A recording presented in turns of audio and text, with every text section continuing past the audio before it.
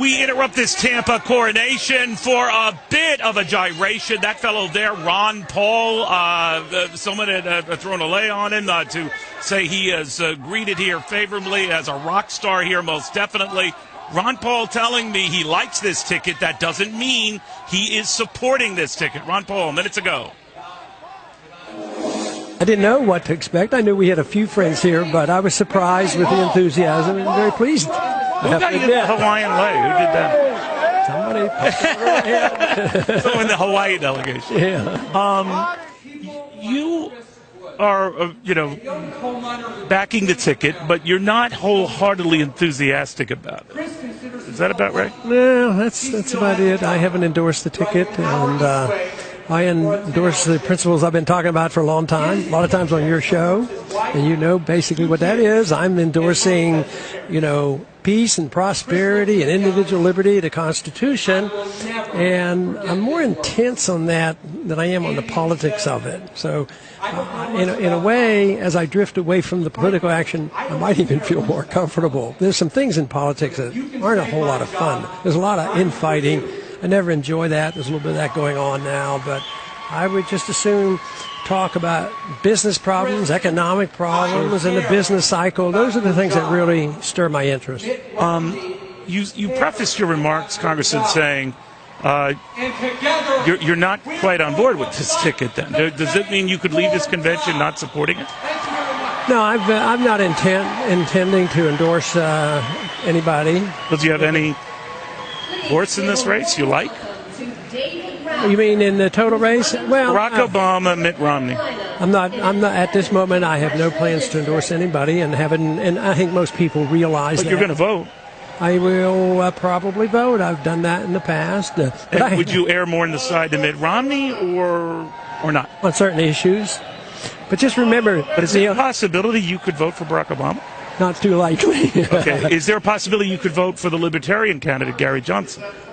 Well, there's always possibilities of everything, but I haven't made up my mind. Put me down as undecided. But let me just tell you what happened in '76.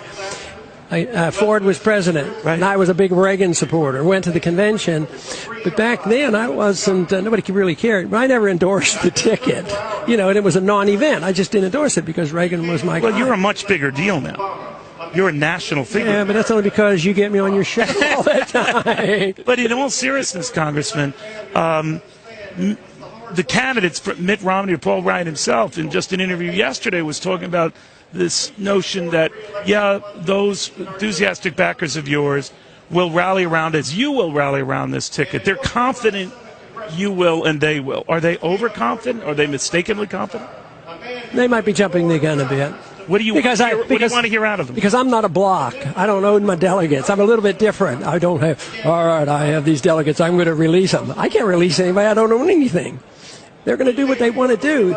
And if I do something that they don't think is consistent, I'll lose credibility and they won't do what I tell them. Well, are your backers telling you, sir? I think don't sign on board with this ticket? I think they're very independent. I think some are in that position.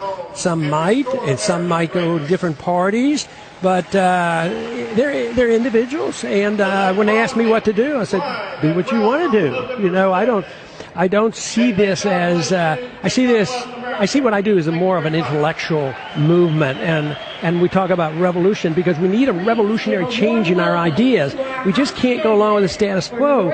And when you come down to monetary policy and foreign policy and spending and debt, the tradition, the Republicans and Democrats haven't had a whole lot of difference. In fact, your criticism of Paul Ryan when he was picked was not that he cuts too much, but that he doesn't cut nearly enough. Yeah, matter of fact, you interviewed me on the day we voted. And your point is well taken because over 10 years, even with the Ryan plan, that does shave $5 trillion off spending over 10 years, but we still have more spending than we do this year. Yeah, but it was 30 years to get to a balanced budget. And you argue that's way too long. Way too long. And there were no cuts. The one point that I try to talk about is baseline budgeting. And that should appeal to logic. Why should you have a baseline that's going up steadily, and anything you cut from the baseline is a cut? So they get nearly hysterical if you increase a $100 billion budget to 150. In other words, curb the growth. Yeah. That's not cutting. No, right. it's not. No, you're right about that. You're right. But is this party